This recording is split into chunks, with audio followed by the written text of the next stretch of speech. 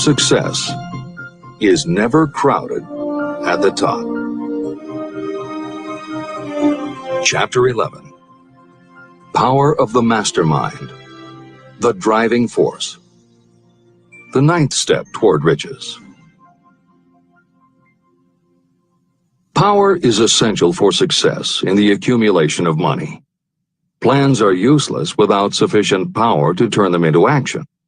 This chapter will describe the method by which an individual may attain and apply power. Power may be defined as organized and intelligently directed knowledge. Power, as the term is used here, refers to organized effort, sufficient to enable an individual to transmute desire into its monetary equivalent. Organized effort is produced through the coordination of effort of two or more people who work toward a definite end in a spirit of harmony. Power is required to accumulate money. Power is necessary to keep the money after it has been accumulated. How can power be acquired? If power is organized knowledge, let us examine the sources of knowledge. Infinite intelligence. This source of knowledge may be accessed with the aid of creative imagination through the subconscious mind, as described in the previous chapters on faith, autosuggestion, and imagination, and as will be elaborated on in Chapter 13, the subconscious mind, and Chapter 14, the brain. Accumulated experience. The accumulated experience of humanity may be found in any well-equipped public library. An important part of this accumulated experience is taught in public schools and colleges, where it has been classified and organized. Editor's comment. The computer revolution and the Internet have had a profound effect upon the quantity of information available and on the ease of access and ability to organize that information. This is the end of the editor's comment. Experiment and research. In the field of science, and in practically every other walk of life, people are gathering, classifying, and organizing new facts daily. This is the source to which you must turn when knowledge is not available through accumulated experience. Here, too, the creative imagination must often be used. Editor's comment. Today, because of the computer revolution and the Internet, publishing and dissemination of information happens so quickly that there is almost no lag time between experiment or research and the integration of those results into available knowledge. This is the end of the editor's comment. Knowledge may be acquired from any of the foregoing sources. It may be converted into power by organizing it into definite plans and by putting those plans into action. If you examine the three sources of knowledge, you will see how difficult it would be if you had to depend upon just your own efforts to assemble all the knowledge you need and turn it into definite plans of action. If your plans are big and comprehensive, generally you will have to get others to cooperate with you if you are going to organize your knowledge so that you can turn your plans into power. Gaining power through the mastermind. The mastermind may be defined as coordination of knowledge and effort in a spirit of harmony between two or more people for the attainment of a definite purpose. No individual may have great power without utilizing the mastermind. In Chapter 8, Organized Planning, I commented on how to create plans for translating desire into its monetary equivalent. If you carry out these instructions with persistence and intelligence, and use discrimination in choosing your mastermind group, your objective will have been halfway reached even before you begin to recognize it. Editor's comments. In the following section, Hill describes the two kinds of power that an individual can access by assembling a mastermind alliance and working with that group. The first kind of power that he mentions is economic power, which needs no comment from the editors. However, to describe the second kind of power, for want of a better term, Hill uses the term psychic. Because this word has taken on connotations that Hill never intended, this concept deserves clarification before you read on. As is obvious throughout this book, Napoleon Hill was a very practical man. His use of the word psychic in this chapter has nothing to do with seances, fortune-telling, magic, or any other aspect of the paranormal.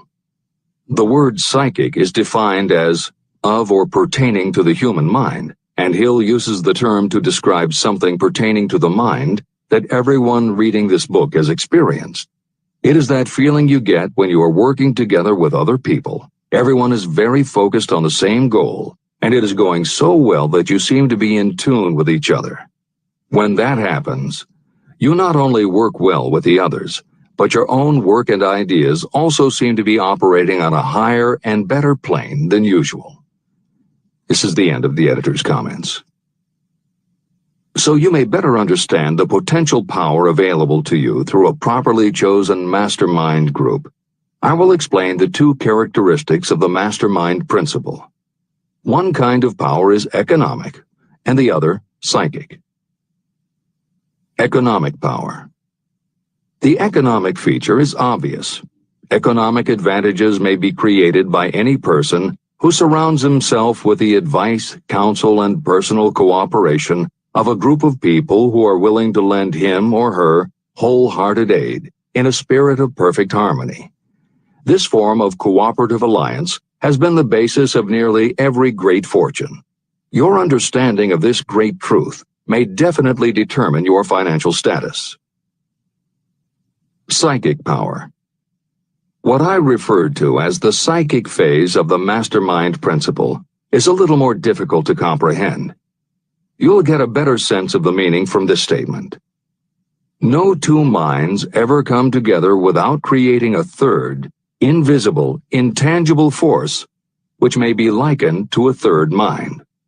The human mind is a form of energy. When the minds of two people are coordinated in a spirit of harmony, the energy of each mind seems to pick up on the energy of the other mind, which constitutes the psychic phase of the mastermind. The mastermind principle, or rather the economic feature of it, was first called to my attention by Andrew Carnegie. Discovery of this principle was responsible for the choice of my life's work. Mr. Carnegie's mastermind group consisted of a staff of approximately 50 people with whom he surrounded himself for the purpose of manufacturing and marketing steel. He knew little of the technical side of the steel business. His strength was his ability to get others to work together in perfect harmony toward achieving a common goal. Carnegie attributed his entire fortune to the power he accumulated through this mastermind alliance. If you analyze the record of anyone who has accumulated a great fortune, and many of those who have accumulated modest fortunes, you will find that they have either consciously or unconsciously employed the mastermind principle. Great power can be accumulated through no other principle. How to multiply your brain power. The human brain may be compared to an electric battery. It is a fact that a group of batteries will provide more energy than a single battery. It is also a fact that the amount of energy provided by each individual battery depends upon the number and capacity of the cells it contains. The brain functions in a similar fashion. Some brains are more efficient than others. A group of brains coordinated or connected in a spirit of harmony will provide more thought energy than a single brain, just as a group of electric batteries will provide more energy than a single battery. Through this metaphor, you can see that the mastermind principle holds the secret of the power wielded by those who surround themselves with others of great brain power. The following will further define the so-called psychic phase of the mastermind principle. When a group of individual minds are coordinated and function in harmony, the increased energy created through that alliance becomes available to every individual mind in the group. Henry Ford began his business career under the handicap of poverty, illiteracy, and ignorance. Within the inconceivably short period of 10 years, Mr. Ford mastered these three handicaps, and within 25 years, he made himself one of the richest men in America. How did he do it? Here is an important clue. Mr. Ford's most rapid strides became noticeable from the time he became a personal friend of the famed inventor Thomas A. Edison. In the story of Ford's success, this is just the first indication of what the influence of one mind upon another can accomplish. Follow his story further, and you will have even more evidence that power may be produced through friendly alliance of minds. It is a fact that Mr. Ford's most outstanding achievements became even more pronounced later, after he formed the acquaintances of Harvey Firestone, John Burroughs, and Luther Burbank, each a man of great mental capacity. People take on the nature and the habits and the power of thought of those with whom they associate in a spirit of sympathy and harmony. Through his association with Edison, Burbank, Burroughs, and Firestone, Mr. Ford added to his own brain power the intelligence, experience, knowledge, and spiritual forces of these four men. Henry Ford used the mastermind principle in exactly the way it is described in this book. This principle is available to you. I have already mentioned Mahatma Gandhi. Let me review the method by which he attained his stupendous power. It may be explained in a few words. He came by power through inducing over 200 million people to coordinate with mind and body in a spirit of harmony for a definite purpose. In brief, Gandhi accomplished a miracle. For it is a miracle when 200 million people can be induced, not forced, to cooperate in a spirit of harmony. If you doubt that this is a miracle, try to get even two people to cooperate in a spirit of harmony for any length of time. Every person who manages a business knows how difficult it is to get employees to work together in a spirit even remotely resembling harmony. Editor's comments. The first step in putting together your mastermind alliance is to clearly know your desire. Your desire will tell you what you need. It could be a small group, just 2 or 3 people, as was the case with Stephen Jobs and Steve Wozniak when they formed Apple, Bill Gates and Paul Allen launching Microsoft, or Steven Spielberg, Jeffrey Katzenberg, and David Geffen creating DreamWorks SKG. Or it could be a large group, such as the Mastermind Alliance of 30 regional directors of Century 21 Real Estate, which founder Arthur Bartlett firmly believes was essential to the company's success. Napoleon Hill suggests that in most cases, it should be a dozen people or less, and generally the smaller the better. Choosing the people means finding those who not only share your vision, but who will also share their ideas, information, and contacts with you. They will let you use the full strength of their experience, training, and knowledge as if it were your own, and they will do it in a spirit of perfect harmony. The question that immediately comes to every reader's mind is, where do I find people who will help me to that degree? Napoleon Hill cannot answer that question for you, but he does tell you what to look for. Where you look is up to you. And if you really do have the desire to succeed, you will start looking and you won't give up until you find the right people. Napoleon Hill's description of the mastermind that appears below is augmented with additional material from articles and speeches he wrote after the publication of Think and Grow Rich. These were compiled for publication by Hill's friend, mentor, and business associate, W. Clement Stone, and appear in 2 books, Napoleon Hill's Keys to Success and Believe and Achieve. This is the end of the editor's comments. Finding your mastermind members. Ally yourself with a group of as many people as you may need in order to assemble a mastermind that will assist you in creating and carrying out your plan or plans for the accumulation of money. Compliance with this instruction is absolutely essential. Choose to associate with people who share common values, goals, and interests, yet who each have a strong desire to contribute to the overall effort. Trial and error will be part of the process, but there are 2 qualities to keep foremost in your mind. The first is ability to do the job. Do not select people for your alliance merely because you know them and like them. Such people are valuable to you because they improve the quality of your life, but they are not necessarily suited to a mastermind alliance. Your best friend may not be the most knowledgeable marketing professional, but perhaps he or she can introduce you to someone who is.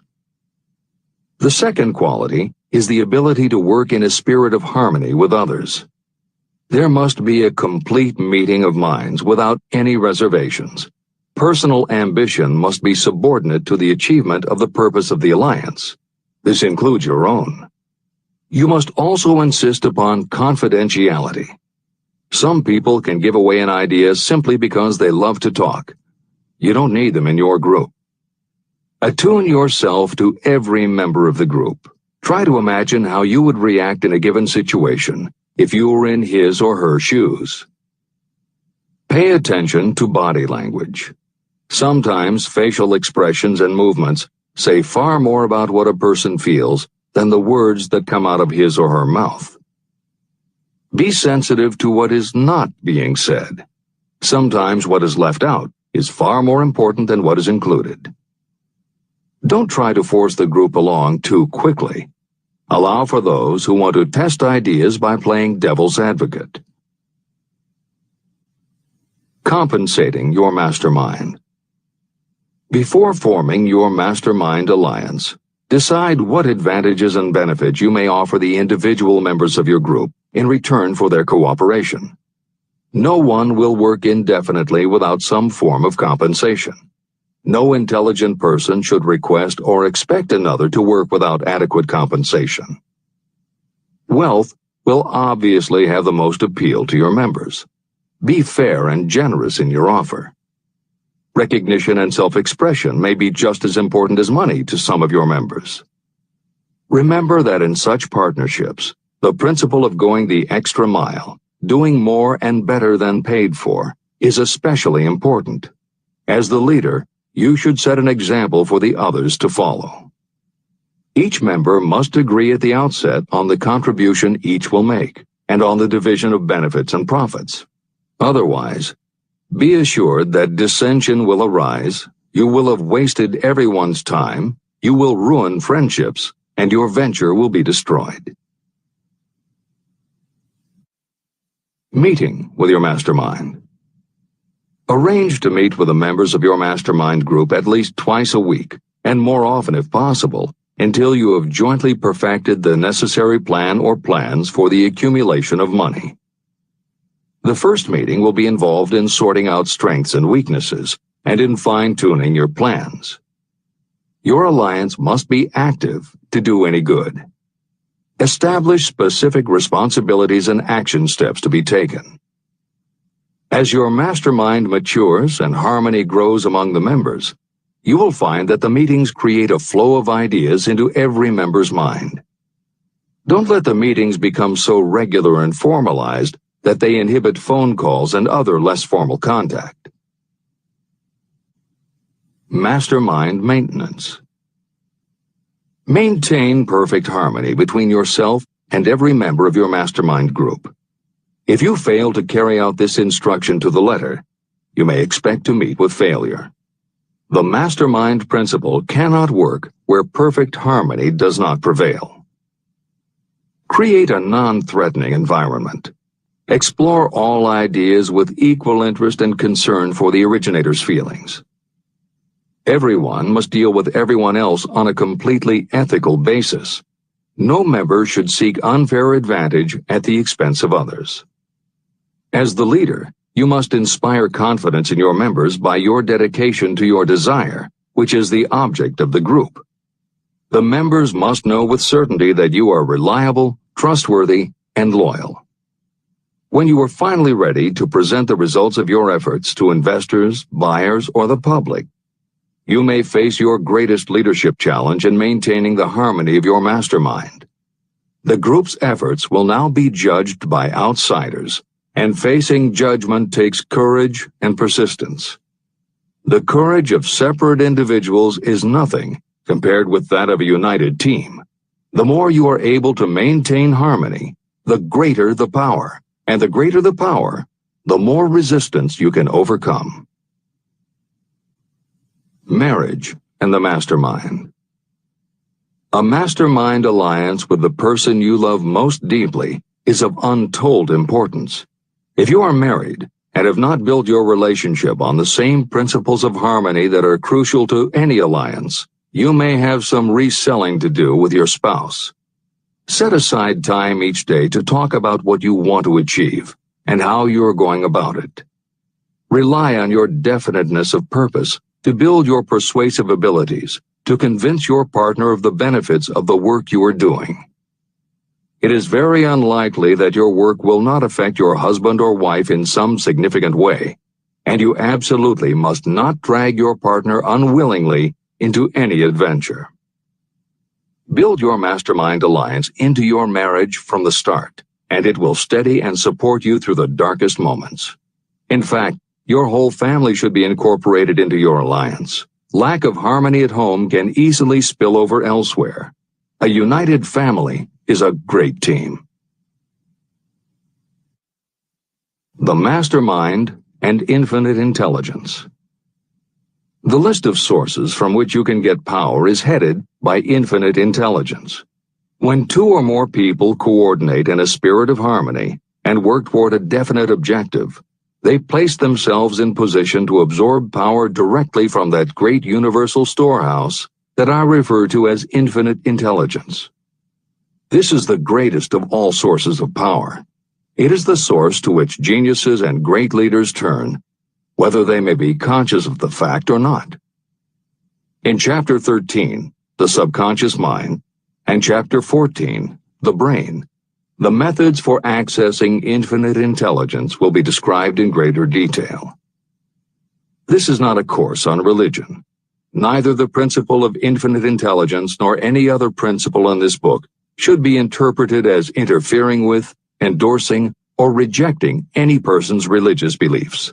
This book is confined exclusively to instructing the reader how to transmute the definite purpose of desire for money into its monetary equivalent.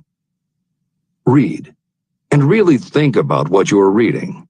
Soon the entire subject will unfold, and you will see it in perspective. At this point, you are only seeing the detail of the individual chapters. Editor's comments. This chapter would not be complete without commenting on a mastermind that came into being almost 15 years after the first publication of Think and Grow Rich. Napoleon Hill's own mastermind alliance with multimillionaire businessman and philanthropist W. Clement Stone. On May 2, 1951, at the age of 67, Napoleon Hill and his wife Annie Lou agreed it was time for Napoleon to think about retiring. They decided to begin by cutting back on his speaking engagements after he completed the lectures that were already on his calendar, including one he was scheduled to give a few weeks later in Chicago. Unbeknownst to them, at that event, W. Clement Stone had prearranged to sit at the head table next to Napoleon Hill. Like Hill, Stone had been born into poverty. At the age of 6, he started selling newspapers to help pay the rent, and by 13, he owned his own stand. By 16, he was selling insurance, and by 20, he'd managed to scrape together $100, which he used to start his own insurance agency. Stone was a consummate salesman and motivator, and his company was growing very nicely. Then in 1938, he read Think and Grow Rich, and was so inspired by it that he bought a copy for every one of his employees, and continued to do so for each new person who joined his company. Over the years, this amounted to thousands of copies. When Stone was introduced to Hill, he told him about all the copies he had purchased of Think and Grow Rich, and said that he firmly believed it was Hill's book that had transformed his sales force and turned his company from modest to extraordinary success. Napoleon Hill and W. Clement Stone found that they were in such complete accord that by the end of their first meeting, Hill had decided to postpone his retirement and join with Stone in a venture dedicated to creating a better world for this and future generations. Within a year, they launched Napoleon Hill Associates. They published new books by Hill, including How to Raise Your Own Salary and The Master Key to Riches. They reissued Hill's earlier bestsellers, and they co-authored a new bestseller, Success Through a Positive Mental Attitude. They also launched Success Unlimited magazine, created PMA Science of Success home study courses, made television programs, radio shows, a documentary film entitled A New Sound in Paris, which showed the amazing changes that happened when the entire town of Paris, Missouri, adopted the Napoleon Hill philosophy. And they both crisscrossed America speaking, teaching, giving interviews, and spreading the philosophy to as many people as possible. In addition to his work with Napoleon Hill Associates, Hill also consulted to W. Clement Stone's company, Combined Insurance Company of America. Hill designed and implemented a new training program for the sales force, which was so successful he astounded the business world by helping Stone grow his company from $30 million in assets to $100 million in less than 10 years.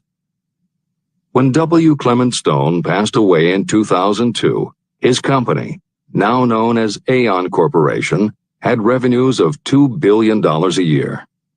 W. Clement Stone had personally given more than $275 million to various charitable and philanthropic organizations. There has perhaps never been a greater example of coordination of knowledge and effort in a spirit of harmony between two or more people for the attainment of a definite purpose. The sheer volume of work and scope of influence achieved in a 10-year period by Napoleon Hill and W. Clement Stone leaves little question as to the power and importance of a mastermind alliance. This is the end of the editor's comments. The power of positive emotions. Money is shy and elusive. It must be wooed and won by methods not unlike those used by a determined lover.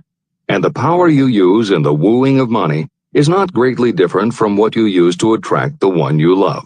It is the power of positive emotion. That power, when successfully used in the pursuit of money, must be mixed with faith. It must be mixed with desire.